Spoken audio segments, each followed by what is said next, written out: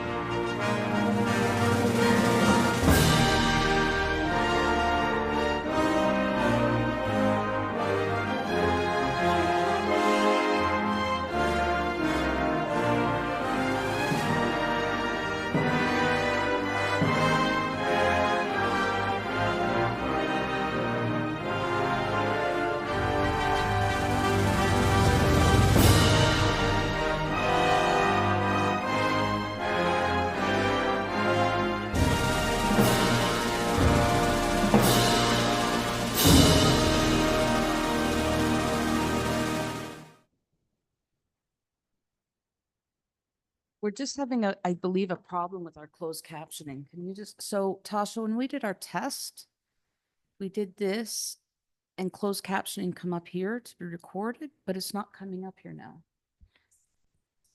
So I can show them. And if you go back now,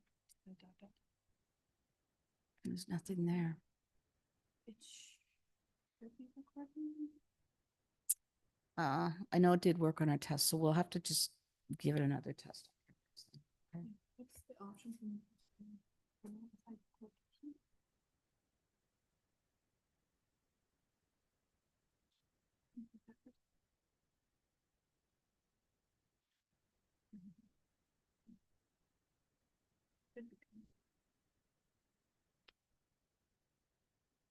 Okay, I'm sorry. All right. Okay. Okay, we'll move on in our meeting. Actually, we won't move on in our regular meeting because we're going to recess our regular meeting to hold a public meeting. I have a recommendation here that the Council of the Corporation of the Township of Wellington North recess the August 11th, 2025 regular meeting of council at 2:05 p.m. for the purpose of holding a meeting under the Development Charges Act. Moved by Councillor McCabe, seconded by Councillor Rankin. All those in favor? It's carried, so we're recessed. We'll switch to our Development Charges Public Meeting agenda, and I'll call that meeting to order. And of course, we adopt the agenda for it. The recommendation that the agenda for the August 11th, 2025 Development Charges Public Meeting be accepted and passed. Moved by Councillor Rankin, seconded by Councillor McCabe. All those in favor? We've got to go through the disclosure of pecuniary interest thing again. I don't have anything. Councillor Rankin? I have none. Councillor McCabe? I have none. Okay, we got a presentation. Oh, there he is, John Murphy. Welcome, John. And is Derek with you today? Yes, right there. Okay. So I'll turn the floor over to you, gentlemen, and for the presentation, and then we will have a recommendation following that. Thank you, Mr. Mayor.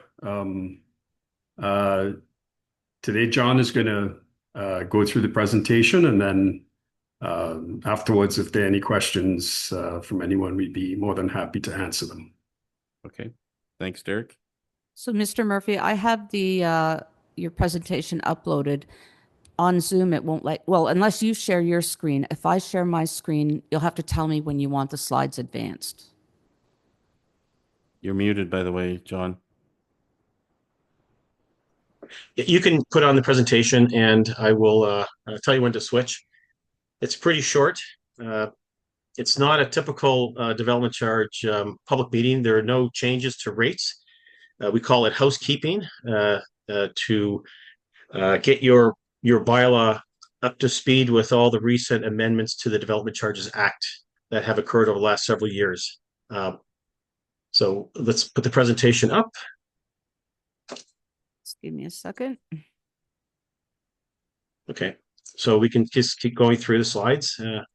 Okay, so just this is the objective today is we have our development charge public meeting, which is a statutory requirement. I'll just quickly talk about development charges, discuss the recent amendments to the Development Charges Act, again, discuss the changes to the Township's Development Charges bylaw, and then go through the next steps. Next slide. Okay, so quick overview of development charges. As we all know, development charges are levies imposed against new development to recover the net growth-related capital costs. And we all know that development charges, the principles behind development charges is growth pays for growth. Now, some people don't know that development charges do not pay for the operating costs of the assets that are funded from development charges. Development charges really aren't related to the local services, which are funded through or paid for by the developer, and those are the internal workings of a subdivision. And most importantly, development charges don't pay for the replacement of the capital costs, the growth-related capital costs. Development charges pays for the initial funding of the growth-related asset, but not for the eventual replacement. That's funded typically through taxes or user rates. Next slide. So the authority for imposing development charges is given by the province under the Development Charges Act and Development Charges Act 1997 and Ontario Regulation 8298. Now, when passing development charges bylaw, a municipality must prepare a background study, hold at least one public meeting, and then, of course, pass a bylaw in respect to development charges. Now, development charge bylaws can be amended. They do follow the same steps as passing the development charge bylaw, but, of course, an amending bylaw can be modified in respect to the requirements. In this case, the background study is the report that I had prepared for the township. It deals with the amendments. Because there's no changes to the rates, there was no requirement to look at the anticipated growth of the capital program. So the actual background study is quite narrow in scope. Next step. So I'll just go through the 4 pieces of legislation that were passed over the last several years that affected the Development Charges Act. Of course, these pieces of legislation affected many pieces of provincial legislation, but I'm just going to discuss the impacts to the Development Charges Act. So Bill 23, the More Homes Built Faster Act, was introduced October 25th, 2002, and came into force or received royal assent on November 28th, 2002. The changes to the Development Charges Act that this legislation made were it removed the housing services as an eligible service, removed studies as an eligible capital cost. An exemption was given to affordable, attainable, and exclusionary units. An exemption was given to nonprofit housing. There was a mandatory phasing in of development charges when they were passed, and a mandatory discount on rental housing. Next slide. So we have Bill 134, which was the Affordable Homes and Good Jobs Act, introduced September 28, 2023, received royal assent on December 24th, 2023. It set out when a residential unit would be considered an affordable and an attainable unit. We'll discuss that later. It introduced the Affordable Residential Unit Bulletin, which sets out the thresholds which determined the exemption eligibility. Next slide. So Bill 185, the Cutting Red Tape to Build More Homes Act, introduced April 10th, 2024, received royal assent on June 6th, 2024. You can see how the timelines between the province introducing it and having it passed was very quick because they kind of knew what they wanted to do. But this act removed the mandatory phasing in of the development charge that was introduced in Bill 34. Of course, many municipalities didn't like that because it reduced the amount of development charge revenues they were allowed to collect. It reintroduced the studies as an eligible capital cost that was taken out under Bill 34. And now this act permits minor amendments to the development charge bylaw without following the statutory public process. Unfortunately, we didn't qualify for that, or this didn't qualify for that, so we had to go through the background study and this public meeting.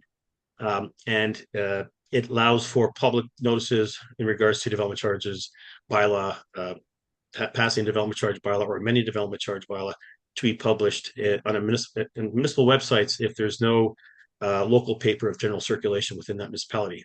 Next slide. So Bill 17, Protect Ontario by Building Faster and Smarter. This is the most recent legislation that amended the Development Charges Act. It was introduced May 12, 2025, received royal assent on June 5th, 2025. You can see several weeks there in between introducing and approving. Now, exemption was given to long-term care homes. Residential development charges are now paid at the earlier of an issuance of an occupancy permit or the occupancy of the building, whichever comes first, and added exceptions to amending the DC bylaw without following the statutory public process. Next slide. So here are the changes to your current development charge bylaw. Now, again, an amendment to your current bylaw, 02722, are considered, as I said, housekeeping in nature.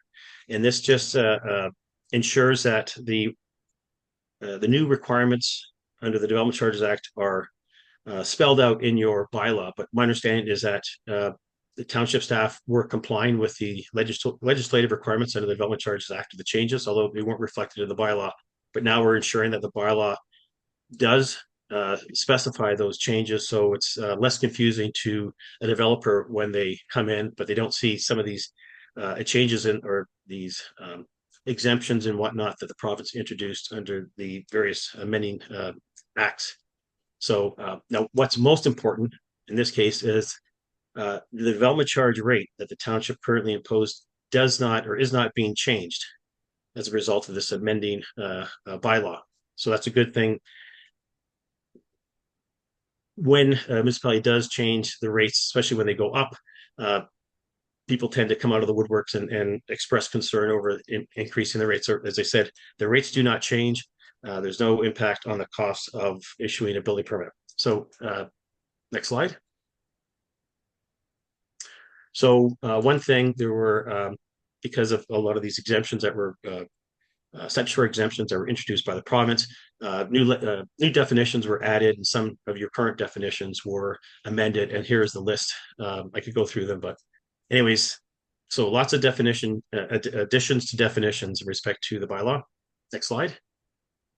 Again, a number of exemptions were provided by the province in respect to imposing development charges, and obviously non-profit housing, inclusionary zoning units, affordable units, and attainable units. Next slide. Rental housing development will be granted discounts based on the number of bedrooms contained in each unit.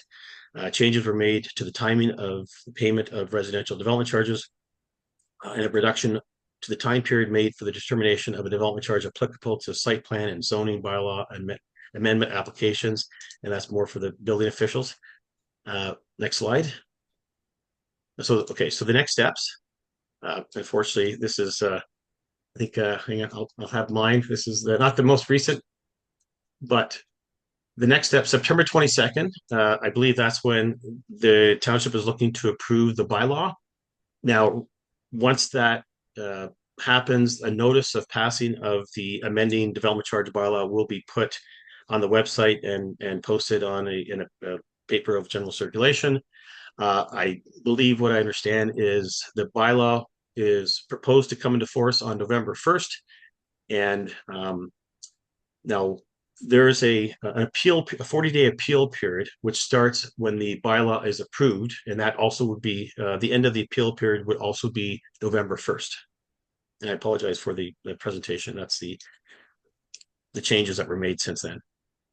So I think Mr. that's it. Murphy, Yes. Mr. Murphy, the amended version did get included in the agenda package with those correct Okay. dates in them. Sorry about that. Okay. Okay.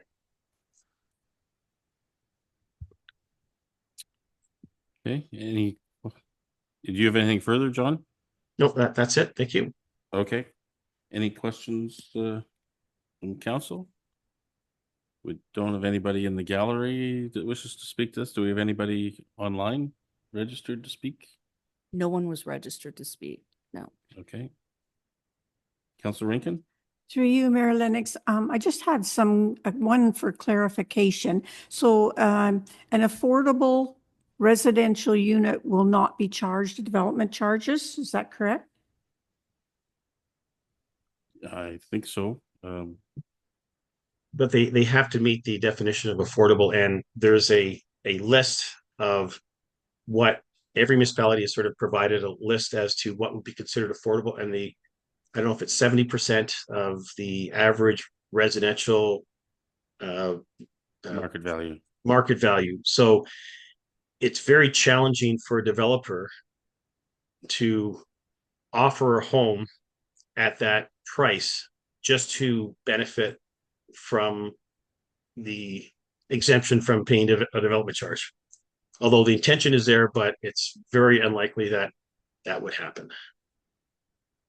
That was the reason I asked the question, because I thought one unit may be considered or affordable depending on the person that's moving in, and the other residents next door may not be. So it would be very difficult to determine the developmental charges. So thank you.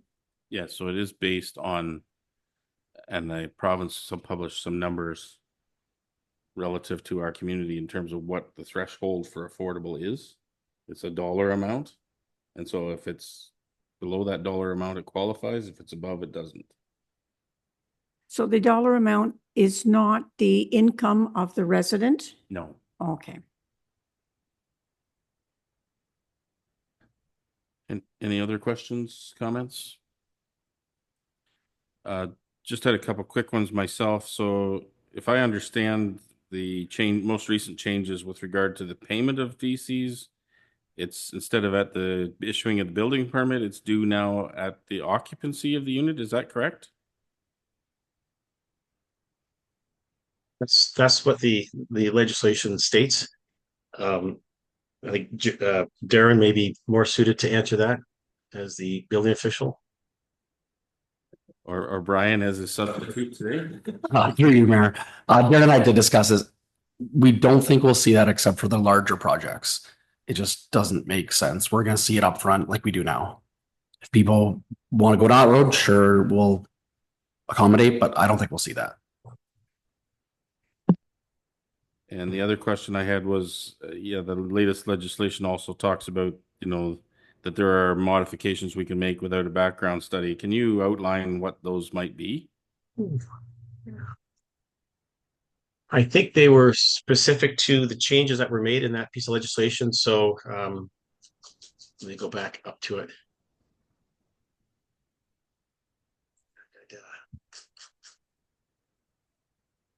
You want the slides back up?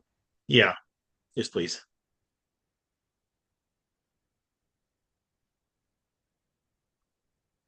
Here.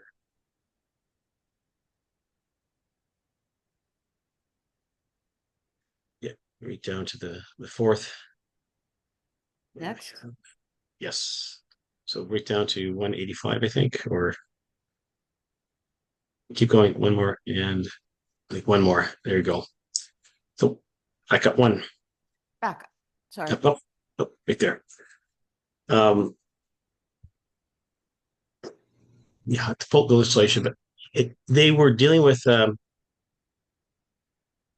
minor changes to the bylaw that would result from trying to comply with the amending legislation. So even what was done today, would be considered housekeeping, but and when you look at housekeeping, sometimes, council can say our intent was to do this, and they can make the changes without going through the public process. There were so many changes as a result of all that legislation that we're playing catch up with. We felt it was appropriate to follow the public process as opposed to just drafting a staff report and saying this is a housekeeping matter and there you go. So, but I think Yeah, I'm not concerned about the process we're following today. I was just thinking in the future, what kind of changes could we make without having to go through the full process as a result of that change in legislation? I can put together a list and provide it to Darren and Jerry, and they can circulate it. Okay. I just don't have it right here.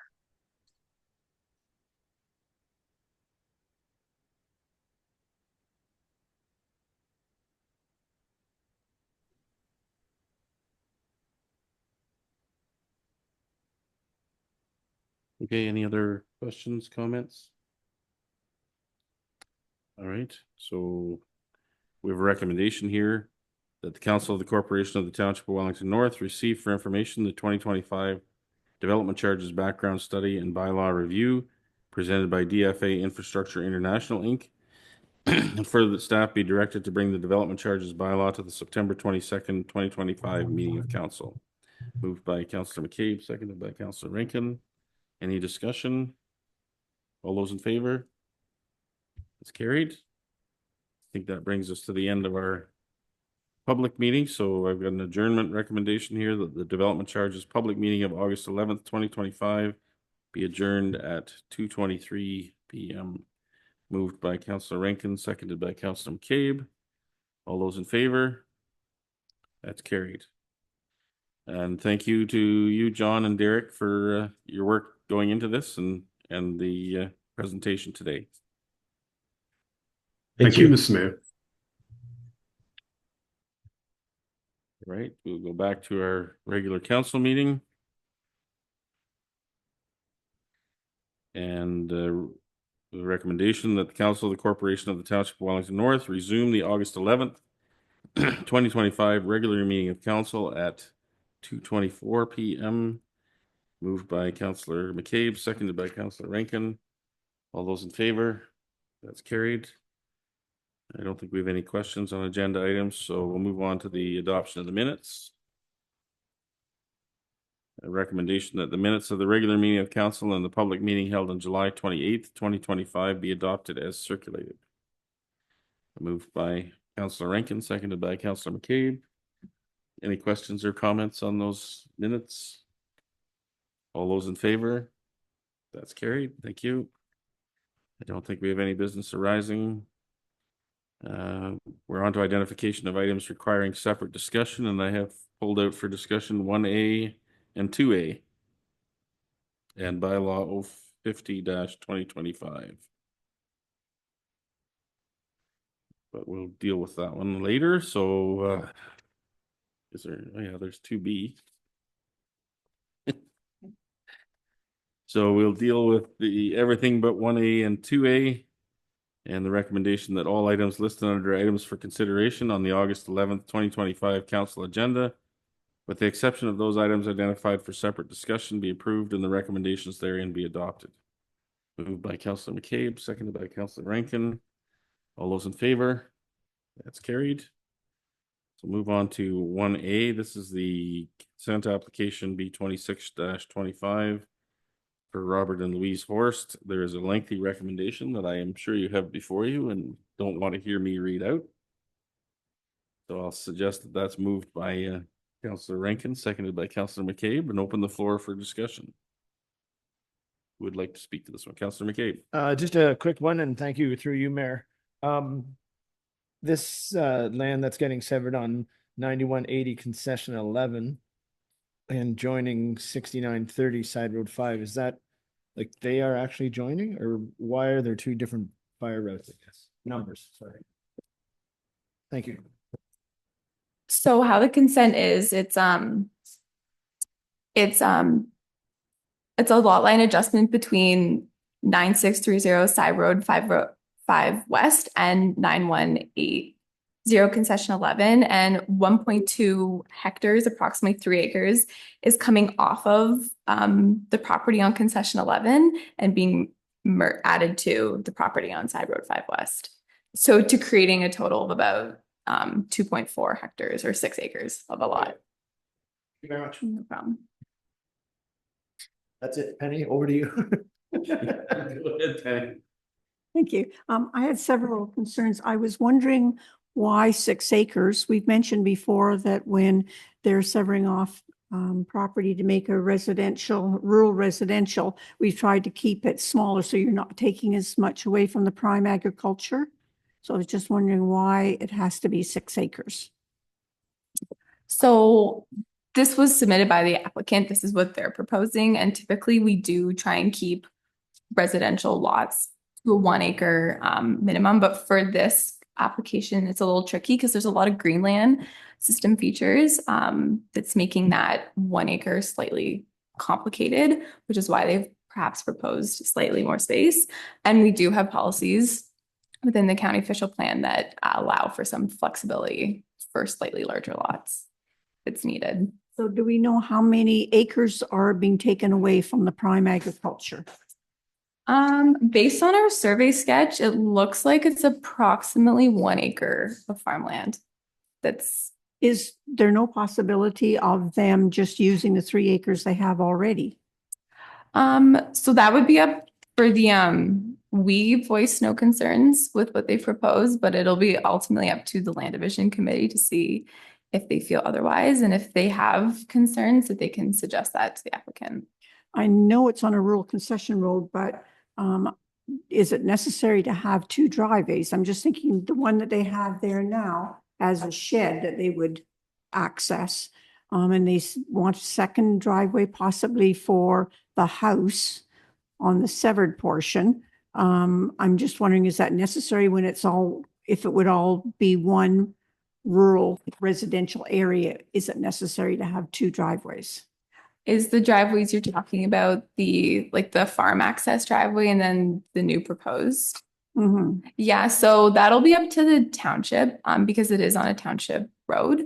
It'll ultimately be up to the township to decide what kind of access they'll want to see when it gets to that stage of the application. Okay. And it said that it doesn't seem to be determined yet whether the minimum distance setback was going to be achieved between the house and the barn. Has that been settled yet? You're talking about MDS setbacks? Yes. So that MDS gets evaluated at the building permit stage. So that would be further down this application process. And the township will have to be satisfied at that point if it's meeting setbacks. Okay. And I'm just wondering, our strategic plan has preservation of agricultural land. So I'm not too sure that I'm in favor of taking that land away from the prime agriculture when you have quite a bit of acreage there for a residential unit. So, Yeah, that's thank my- you. So because this is a lot line adjustment, this is a little different than some of the ones we normally have. The MDS 1 calculation was when you create a new lot, you have to do that. This is not a new lot creation. The lot already exists. It's an expansion of the lot. So that MDS thing doesn't really come into effect until, as she said, the building permit stage, because the lot is already created. I'm with you in terms of minimizing the lot size, and I think we can submit that comment along with our consideration of this application if we wish. And I'm not sure how we would do that exactly. How have we've done this before? How have we done that? Do you remember, Karen? Yes, you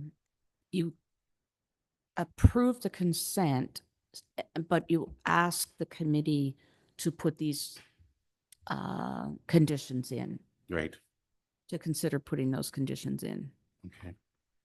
Well, I That- mean, I think what Councillor Rankin is getting at is really not agreeing with the consent in that it's expanding an already existing well, as far as we know, a large enough residential lot. Is that, Either that or you had said that it was only 1 acre. I'm just in favor of keeping the prime. Sorry, I'm just in favor of keeping what will be taken away from the prime agriculture. So it might be it might be able to add a little bit to it, but not add the part that's coming from the prime agricultural land, okay, if that makes sense. did you have anything you wanted to? No, I'm sorry. No, I'm on board with everything that you guys are talking about already, so I'm just trying to think, I'm not sure how we do it though. yeah. We probably need to make a comment, something to the effect of concern about the necessity of, yeah, why Sorry, it why needs they to be need that that much lot? larger, given the importance of protecting Farmland. agricultural land. That So Tammy Pringle is in, watching this as an attendee, and Tammy, I'm going to move you in as a participant, and just if you have anything you'd like to suggest, since you're working on these all the time.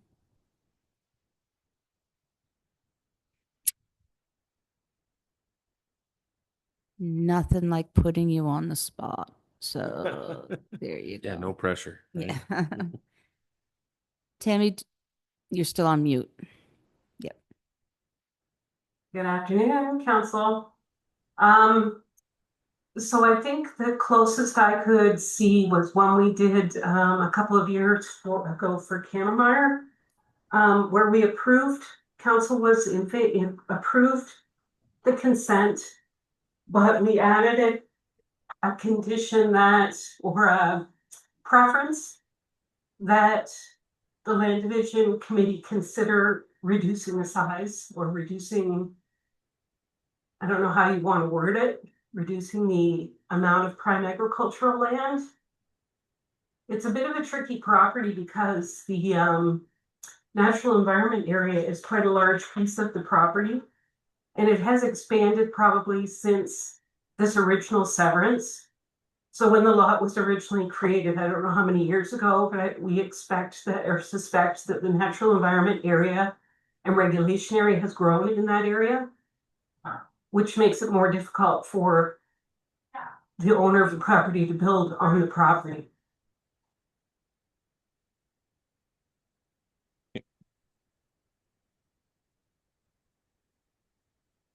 So I'm looking at our planner here. Could we do this as a comment? Like, what's the most effective way to convey our concern? Well, we will submit a commenting form, correct, Tammy? Yes. And it'll talk about then what our infrastructure recommends for how many driveways. And we can put that, it has to be worded properly that if they don't do it, it won't prohibit the consent if the county proceeds with it. Correct? So we can't make it a condition. I don't believe we can make it a condition because how would we clear that condition? Right, That that's would what I'm, be yeah. the land division committee to decide, but we can offer our input with our commenting form that we're not in favor of such a large severance, or I don't know, because only 1 acre of the 3 acres that they want to add, 1 acre of that is agricultural land, the rest is natural environment. So The why don't we, agricultural land is closest to the property line. go ahead and approve the recommendation as presented, give direction to staff to try to craft a way to convey the Size. concern we have with regard to the size of the addition. Is that acceptable? I think the reason they're doing this is to get a building envelope that's outside of the environmental restricted area. Is that correct? Yes, through you. So we have policies in our official plan that require certain setbacks. From the biggest one we have concern here is we have wetlands and we have to build so far away from wetlands. And I guess the applicant is struggling to find an area where it can support septic as well as building in a way that isn't impacting natural features. So they're hoping to create a larger lot that allows them to build a home where the natural heritage system features are not being impacted. That's their ultimate goal.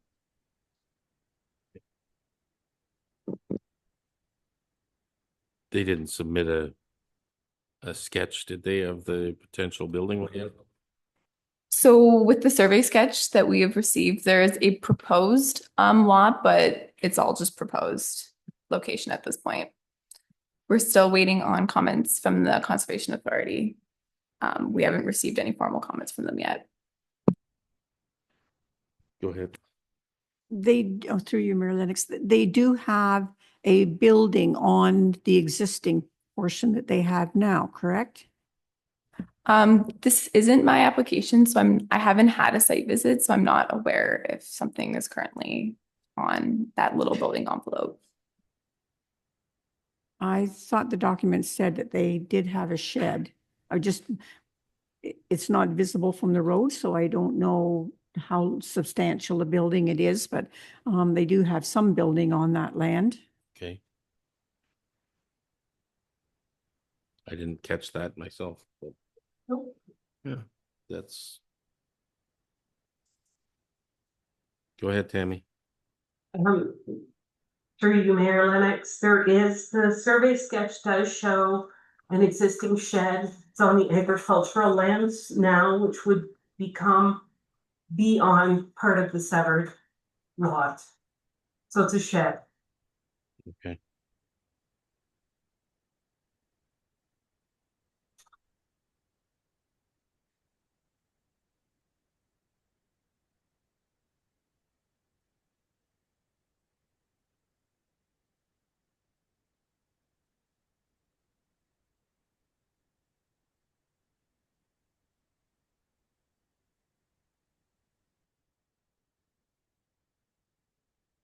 Well, what we potentially could do is, again, accept the recommendation, give staff direction to reiterate our ongoing concerns about minimizing the use of agricultural land into severance applications like this in a general way.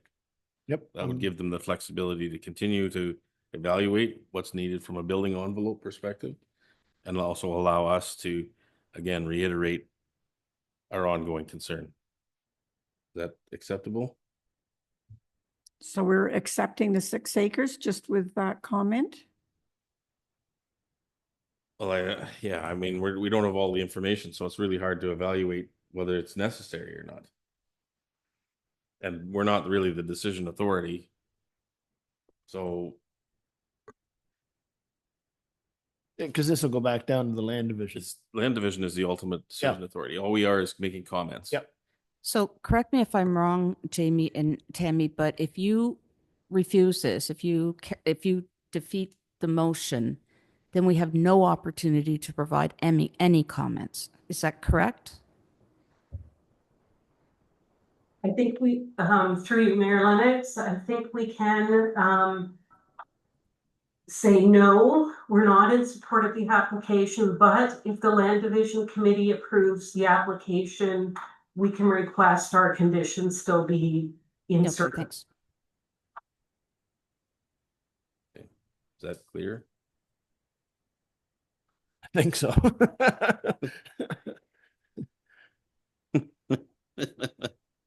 So I'm going to need some guidance here. How do we want to proceed? I'm all right with, sorry, through you, Mayor. I'm all right with what you've suggested, going back and giving direction to staff to somehow make our concern known.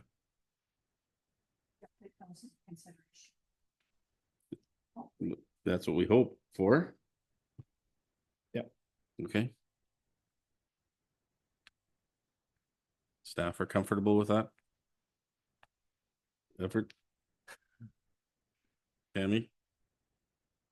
If you're understanding, if you're asking if we understand the direction, yes, we do. Okay. Okay. It's not up to us to feel comfortable about the No, no, descriptions of no. council. Sorry. That wasn't what I was asking. Thanks for clarifying.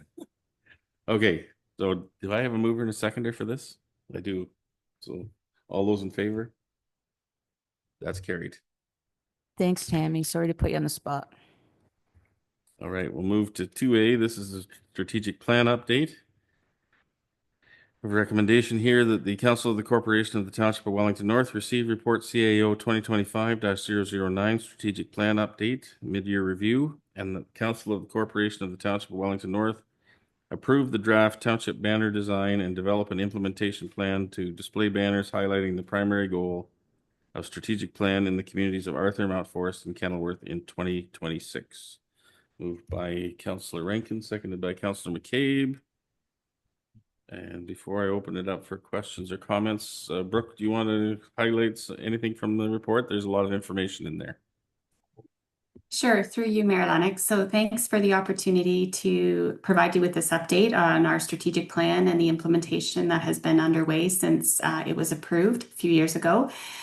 This mid-year update report is an important opportunity to share with council about the progress that's been made. And so we've been looking at how we can complete the various initiatives and milestones that were identified initially. And I would say when we first adopted the strategic plan, there were several milestones that had sort of come together as part of the discussion through the community and council. Those have largely evolved into our corporate work plan. So what we've done is taken this opportunity to look at the work that was initially proposed and suggested, see where we've come. And so we've been able to identify kind of the level of progress for each of those. And I would say overall as an organization, many of the initiatives have either been initiated, are in progress, or have been completed. So that's good news from a progress standpoint. We also took the opportunity to look at how the organization has been aligned with the goals of the strategic plan. And we've been doing a lot of work to make sure that as an organization, we can grow and change and deliver on those priority areas that were identified. So the three main priority areas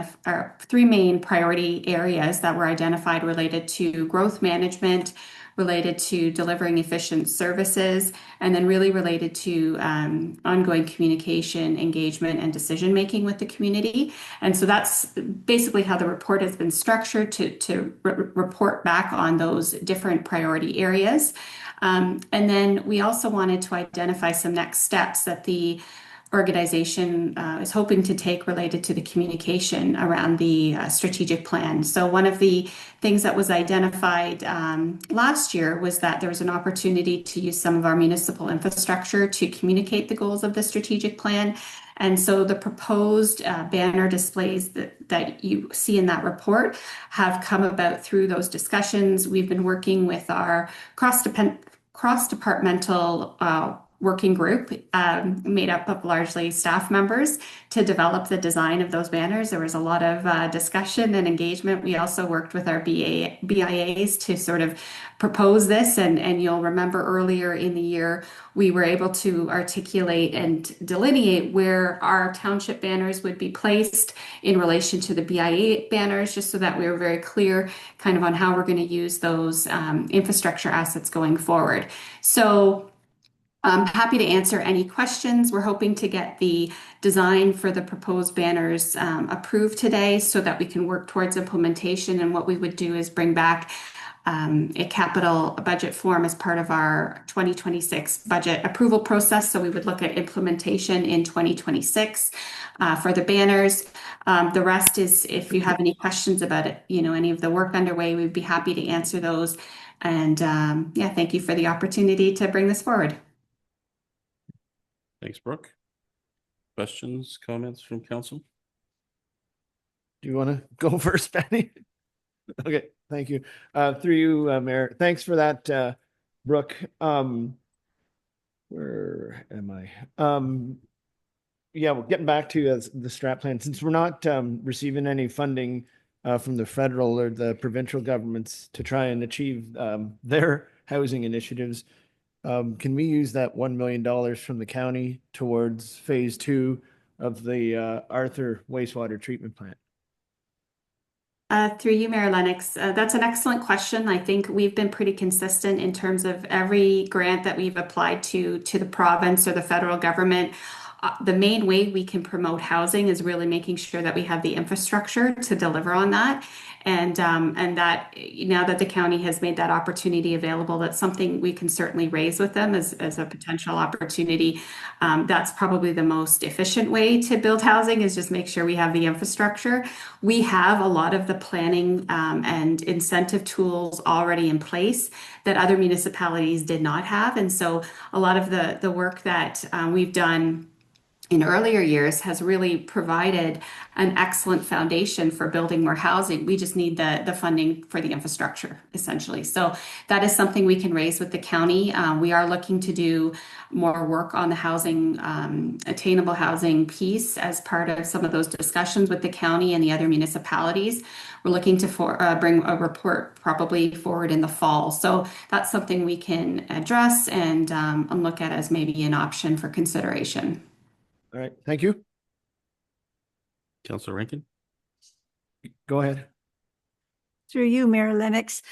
Thank you very much for the pictures, the slides of the banners. They look fantastic, I think. And thank you for showing them already mounted on the brackets. It gives you a better idea than just seeing it, just a picture of the banner by itself. I think somewhere in the report, there was talk of an option of putting the logo, the township logo, on the banner rather than having it separate. But when you see it mounted, I think it stands out so much better. And I don't think the logo would be as noticeable if it were on the banner itself. And so I really like the two together on the same pole, as opposed to the logo on one side of the street and the banner on the other. And also, when you see them mounted, you can see it's striking in its color and simplicity in color. And so I think very well done. I really like it. Thank you. Councillor McCabe? Thank you. Yeah, I quite like the Wellington North banners as well. So are we going to use them alongside the ones that we already have, or is this a complete change out of the banners? Through you, Mayor Lennox. So part of the framework that was established was that we would have township banners bookending our BIA banners. So as you enter the community, these would be in addition to the BIA banners. So the BIAs they've got their basically poles that we identified and approved, and they have a plan for different banners. And we've tried to give the BIA some autonomy in terms of the program for banners that they've developed. So that's something that will be coming to council at the beginning of each council term to approve for the 4 years, because we don't want to be continually changing the banner process. We sort of established the times that they would be allowed to switch out, just based on kind of some of the considerations around cost and time that we already identified. But these township banners would actually extend the amount of banners that we would have in each community. So there would be township banners. Now we could do additional banners. So if we wanted to switch them out, there could be additional banners added. For example, right now we have our Canada Day banners. So I would expect that these banners would go up in the spring, but for Canada Day, we would have we would switch them for the Canada Day celebrations and then return them. And if we developed any additional banners, we could do that as well. But we're trying to get a more consistent schedule for banner changing. We're trying to get more consistent hardware, all of those things, so that our banner program can be fairly easily implemented and understood. So this will really extend that kind of colorful communication opportunity through each of our core areas. And then we would also like to look at even the potential for some banners in Kenilworth, but we'll be hoping to work with the MTO on that, just because there's some added consultation that needs to happen in terms of using their infrastructure for township banners. But I think that would be a great way to tie Arthur, Kenilworth, and Mount Forest together, because you'll see that consistent messaging with then the opportunity for some of the more BIA focused messages to be communicated in the core areas themselves. Thank you for that. And through you again, Mayor Lennox. Yeah, with the banners in Kenilworth, I guess the MTO probably, or I guess Hydro One probably won't let Wellington North Power put them up, or I guess that's all part of the consultation? Through you, Mayor Lennox, those would be some of the questions and details we would have to work out if we can make a go of it. Okay. Anything Sorry. further? Councillor Rankin? Thank you. It's my understanding that these are going to be on the north-south corridor only. I'm just wondering in the future if there's any possibility of having them on the east-west of each of the towns within the township eventually. Through you, Mayor Lennox, I think that is something we could certainly consider. I think that's a great idea. It would really, again, just tie in our entrances and exits as people come through the community. So we want to look at the costing for the banners and just sort of finalize that plan. And that's certainly something if council wishes us to look at, we could also do in future years. Councillor McCabe? Thank you.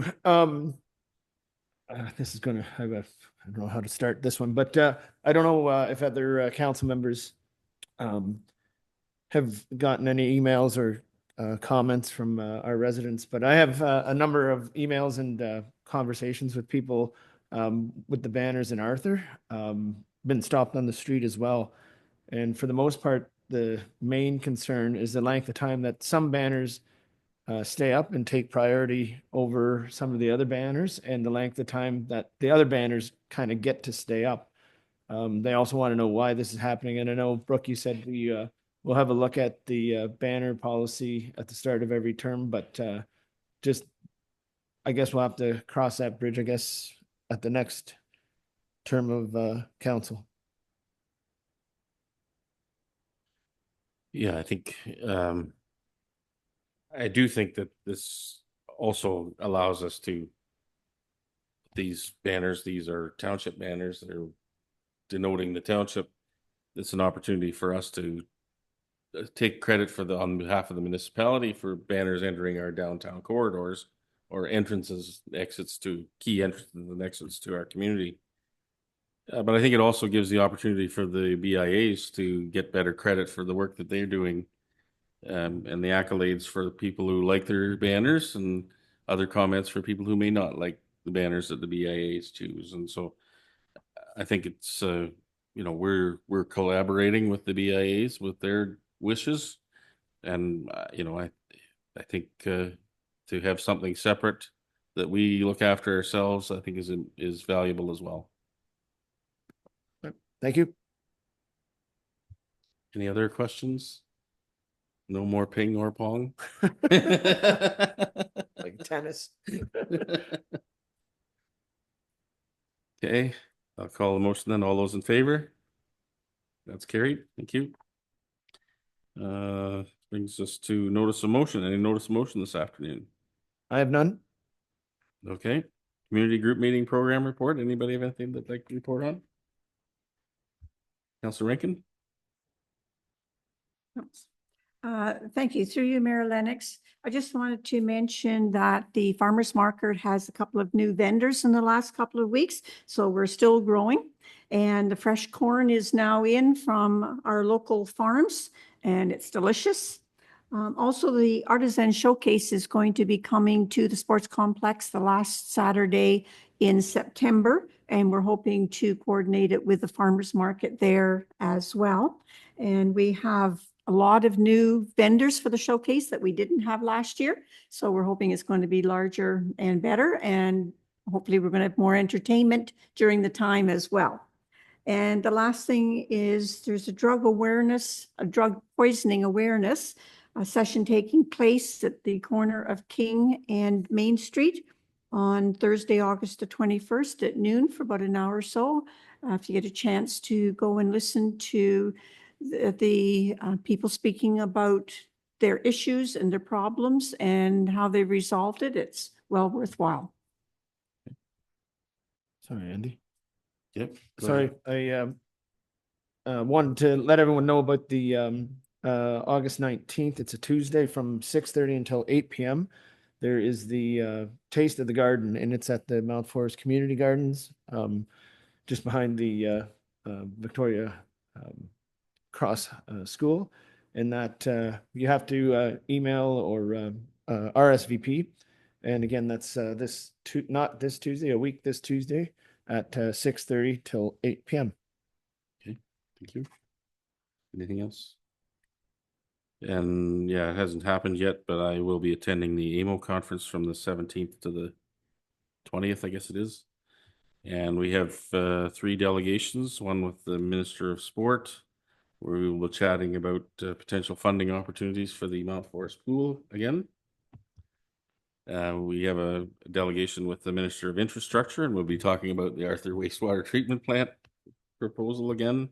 And we have a delegation with the Minister of Municipal Affairs, where we chat about growth-related issues as we're encountering them. So hopefully we'll get some good discussions and it will be fruitful.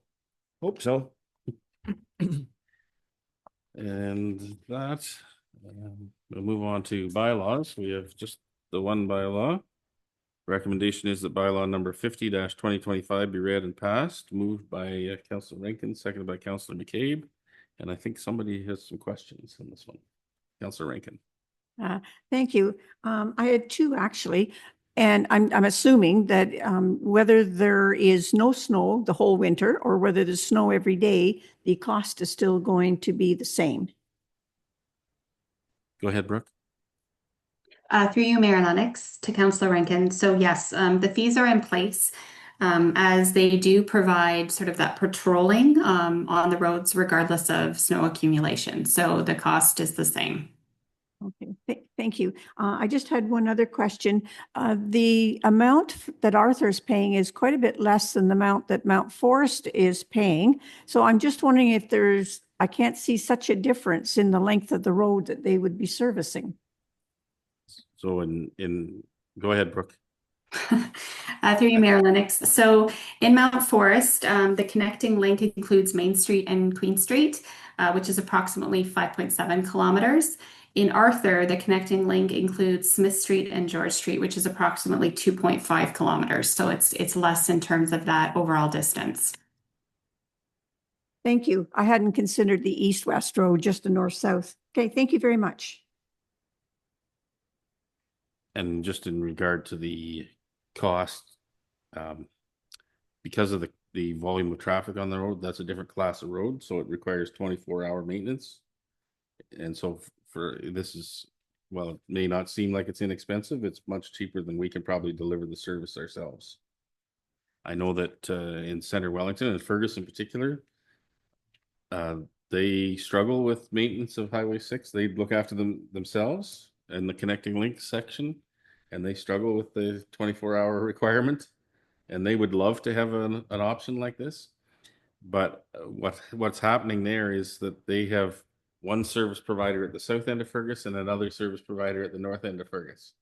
So they're not looking to cross through, whereas in our case, we're getting a reasonable cost because they're going to go through the community anyway.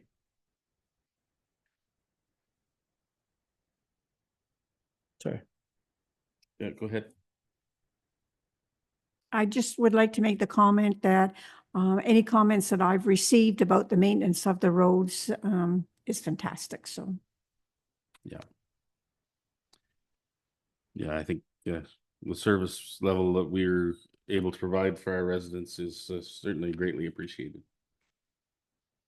both through the work that our staff do and through some of these contractual arrangements as well. Any other questions on this one? All those in favor? That's carried. Thank you. We'll move on to our cultural moment. Looks like I'm going to learn something new today.